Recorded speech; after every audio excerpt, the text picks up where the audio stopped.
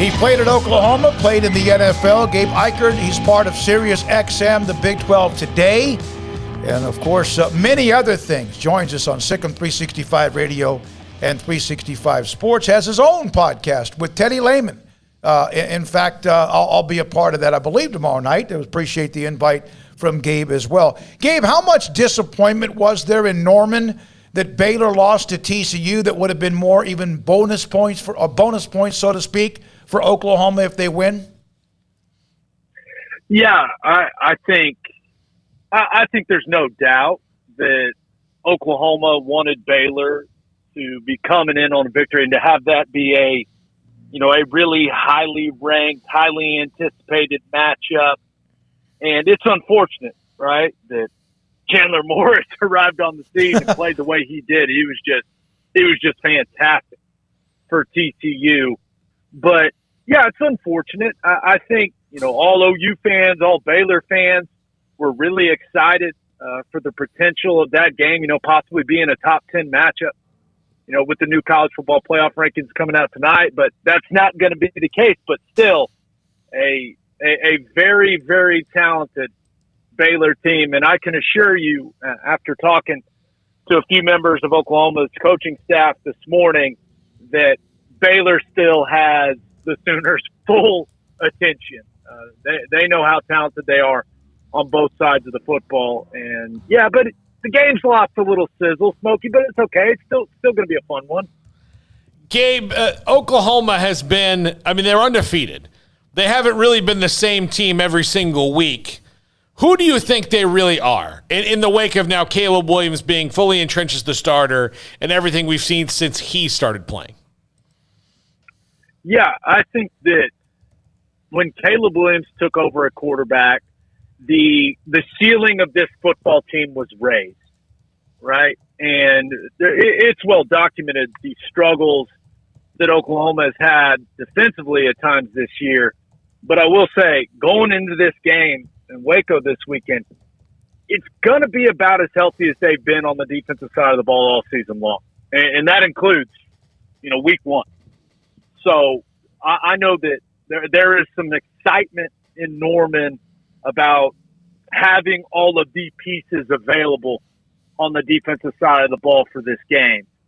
So the defense has been a work in progress, and it's been confusing. They haven't found a ton of consistency, but a lot of that had to do with missing key players.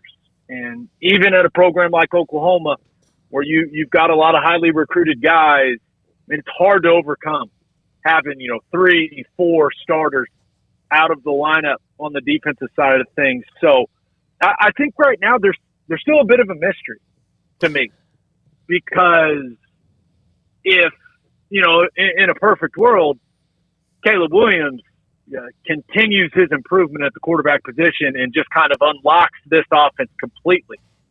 But they've had some offensive line issues. I think in this one, I think Afuika is a bad matchup for the interior of this offensive line. So they're going to have to take that into account. But yeah, I think when you just look at Oklahoma as a team right now, it's kind of up in the air. Like, if Caleb Williams continues to improve, that offense is going to be really good, boys. Really, really good. And they can stay healthy on defense. They got a lot of experienced guys who are going to be back on the field. They can play better defense than we've seen played in Norman for a while now. So, yeah, I think it all comes down to if they reach their potential as a team or not. And I think if they do that, they're a top 5 team in the country. So, Gabe, on Caleb Williams, everybody knew, he was a high-profile recruit, so it's not as though he's just a complete, some 3-star, walk-on or something that, had to be called into action. He was a highly rated guy, but still nobody thought that this would be anything but the Spencer Rattler show this year. What's that been like to kind of watch unfold the quarterback situation since that Texas game, and how frightening? You just kind of said it there. If he continues to improve, they'll be frightening, but he doesn't even have a full grasp of the offense yet. Like, he's playing backyard football in a lot of cases and still just finding ways to make plays that guys who are doing it by the book can't seem to make. How scary is that? Yeah, he's a special talent, right? And we've had some good quarterback play in Norman over the last several years, and he's really kind of a combination of all three of the guys, right? When you're talking about Jalen Hurts, Kyler Murray, and Baker Mayfield, it's like almost if you combined all three of those guys, he's got strength that each one of those guys had. And yeah, he was the number one quarterback in the country, coming out of high school. This was a kid that a bunch of people wanted, and there's just no denying the talent. And that was the interesting part, because I had some conversations, in the middle of training camp, towards the end of training camp, with some people inside the program, and there were more than a couple people that said, "Hey, the Williams kid is the most talented quarterback we've got." And he brings the run element to things, guys. He just the things he can do with his legs that Spencer Rattler couldn't do. Spencer Rattler was starting at quarterback for the Sooners because he was the more reliable guy. He was more efficient in the pass game. He recognized what defenses were doing better. But once Spencer Rattler started making mistakes, right, and he was not doing the things that had him on the field instead of Caleb Williams, I think Lincoln Riley looked at it and went, "Hey, let's go with the more talented guy." And the offense has kind of taken off. Now, it hadn't been perfect. Right. And Caleb still got to continue to grow, especially as a passer. I think his processing needs to speed up. I think he needs to play with more disciplined eyes in the passing game. I think that would really take their offense and his play to another level. But you got to remember, he's only played a couple games in his college football career, and he didn't play high school football last year, right? Because he's from the D.C. area, and they didn't play because of COVID. So, I mean, what this guy is doing, it's pretty special. And I'll say this, he is very well liked by his teammates. I mean, it's obvious. I'm down on the sideline for the games, and there's no doubt that he has given this team some energy, and they have rallied around him. So he's a special talent, and I'm very excited to see how his career plays out in Norman. No way anyone's ever questioned Lincoln Riley's decision-making on quarterbacks. They've had some, obviously, transfers that were fantastic and won a Heisman. But to think that Caleb Williams was coming on campus, because he was committed to. Spencer Rattler was a Heisman Trophy favorite at the start of the year on campus. And Tanner Mordecai has been in the Heisman conversation up until the last couple of weeks at SMU. And then we saw what Chandler Morris did at TCU. Can you imagine that quarterback room, how talented it was? Yeah, I can't be. And that's, Smokey, it is keeping quarterback talent is becoming more and more difficult, right? Mm-hmm. With how the transfer portal works. I mean, it just is. And I think Lincoln Riley has an incredible amount of respect across college football when it comes to not only developing quarterbacks, but his evaluation of what quarterbacks can be. So I think when you look at what Tanner Mordecai is doing, you look at what Chandler Morris did against Baylor last weekend, it's not a surprise to a lot of people here in Norman, because we had heard a lot of good things about Chandler Morris. We had heard he was carving the defense up as the scout team quarterback last year. Now, Tanner Mordecai, and I know a lot of people, when they looked at the battle a couple years ago between him and Rattler, and they're like, "Oh, is it really a quarterback battle?" I'm here to tell you it was. I mean, it was, because he's a really talented player.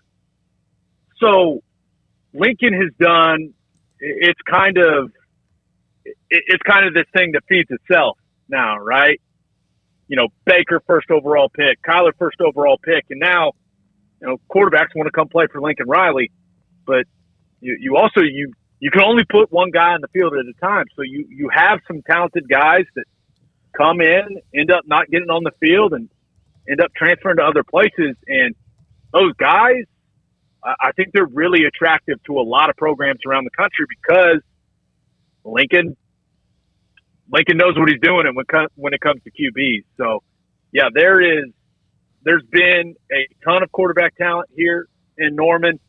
And Caleb Williams, he may only be a 3-year guy, but class of 2022, I think Lincoln's got Malachi Nelson lined up. He's the number 2 quarterback, and the only guy he's behind is Arch Manning. So I don't expect the streak of good quarterback play for Oklahoma to stop anytime soon, boys. Gabe, I know this isn't an Oklahoma or Baylor question. What would you do if you were TCU with Chandler Morris? Now they've got the excuse that Max Duggan is still a little banged up, and they can kind of hide behind that for a little while he gets healthy. But going forward, what would you do? Would you let him fight it out in spring? I'd play Morris, and I want to make it very clear. I cover the Big 12 very closely. Having my show for Sirius XM, and I'm a big Max Duggan fan. I think the kid's tough as hell. I think he's the leader of that football team. He brings things in the run game. He's just tough, man. And you got to go back, last year before the season, goes through the hard issue. You can never question that kid's toughness. But just watching, I was watching the tape of TCU's offense against Baylor today. Chandler Morris, he just kind of unlocked some things in the pass game for them.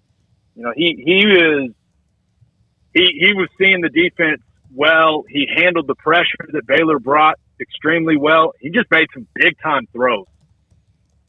It's kind of similar to what happened here at Oklahoma, right? I think that the ceiling of the offense there at TCU is probably higher if you've got Chandler Morris, the quarterback, with what he can do as a passer. And Duggan he's worked on his passing game a lot, and I know he's put hours and hours into it. And we've seen improvement from him in the passing game this year. But Morris, just in the one game, and I know it's only one game, just more decisive with the football, finding windows with the football.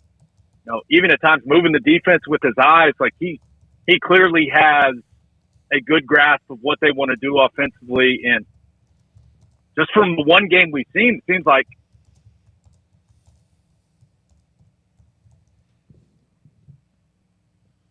let me see if we. Yeah, we may have lost Gabe there for a second. No, there he is. There you are. We lost you there for a second. You got me? Yeah, now we do. Sorry about that. Yeah, we got you now. There you go. Okay. Basically, I said that I think that, just from what we saw last week, it seems to me that Chandler Morris raises the ceiling of that team's offense. And I know that you look at Max Duggan, kid's the leader of the team, he's captain. It's not easy to tell a guy like that to take a seat, but man, that passing game looked pretty dang good to me with Chandler Morris at QB. So that's going to be a tough decision for Jerry Kill for sure. No doubt. Gabe, how much has Lincoln Riley not making his press conference today for whatever reason that was? How much, speculation has that caused amongst the Sooner faithful online? Seen a lot of people wondering, hey, what's going on here? And some LSU fans having fun with that as well. Yeah, that was interesting. And I'll tell you this. Here in about an hour and a half, I'm hosting Lincoln Riley's coach's show. So if he doesn't show up, that'll be real interesting, not only for OU fans but for me. But no, I don't think that I don't think Lincoln Riley has any intention of leaving Oklahoma. And you have to understand. I mean, he's got a young family. He has everything he wants here. He can pretty much do whatever he wants. I mean, the administration at Oklahoma gives him. They don't ask him to do a lot of things he doesn't want to do, and he's winning a ton of games, man. I mean, ultimately, what else could you ask for as a coach? He can be here as long as he wants to. Basically, he's got all the stability in the world. I understand that the last three coaches at LSU have won a national championship, but I also understand how Ed Orgeron and Les Miles' tenure ended there at LSU. I mean, you got to look at Oklahoma. Bob was here for 20 years. Right. Yeah.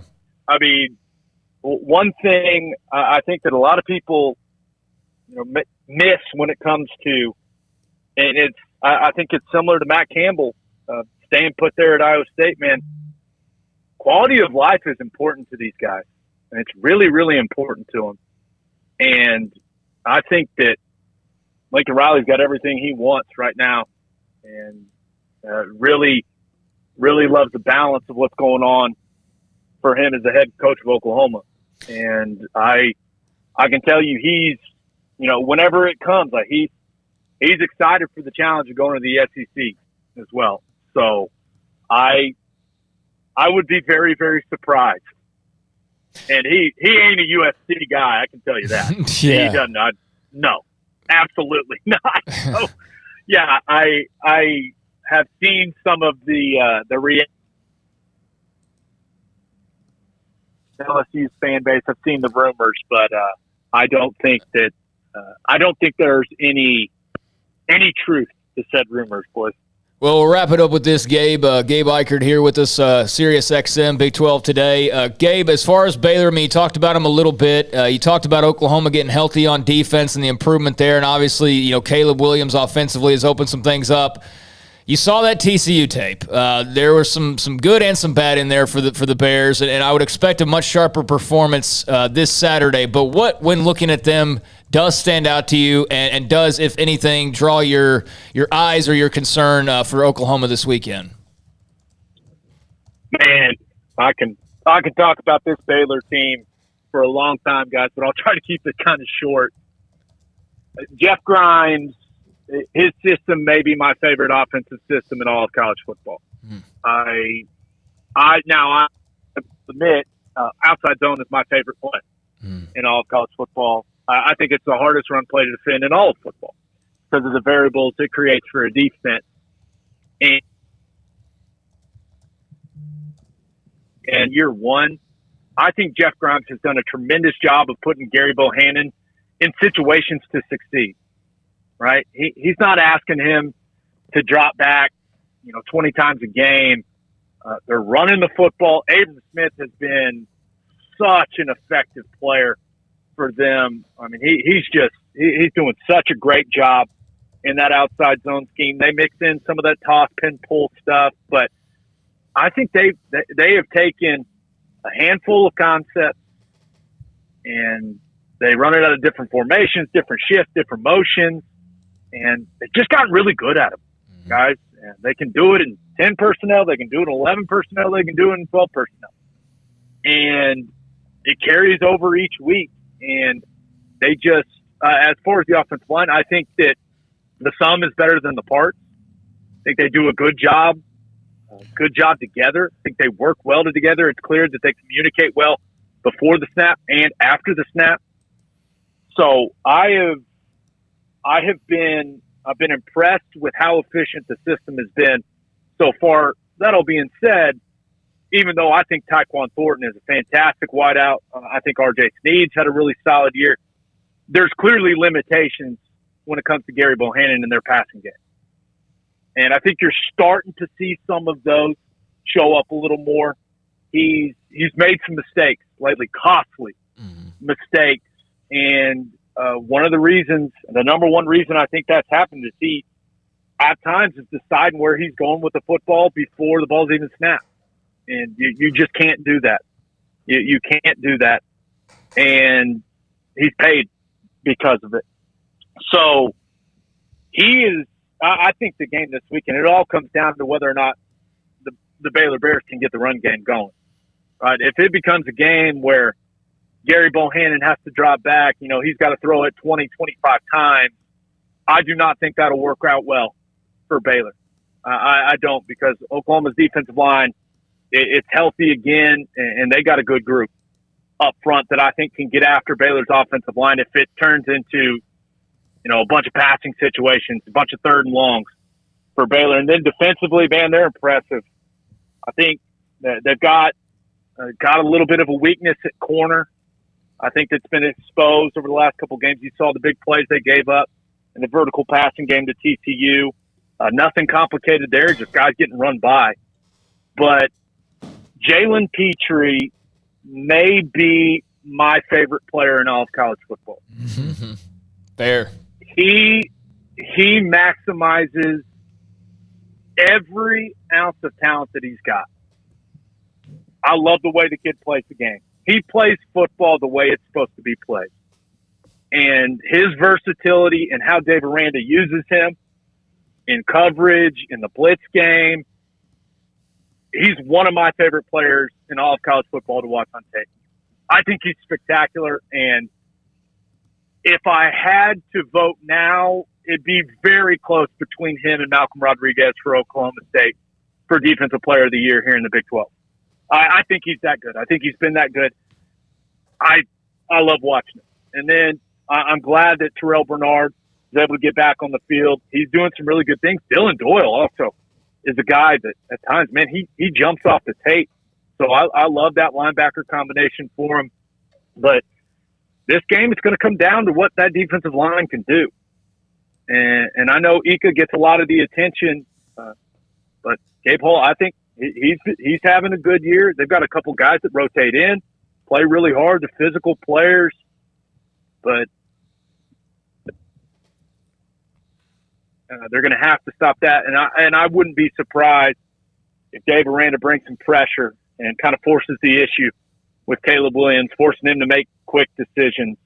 But then again, a lot of teams that have had success against Sloan, Oklahoma down this year, they've played a bunch of deep zone coverage and forced them to be patient. So, and it's going to be a chess match, though. I know that. Lincoln Riley versus Aranda, that's going to be fun, boys. And I said I would keep it short, and I failed miserably. I apologize, guys. Okay.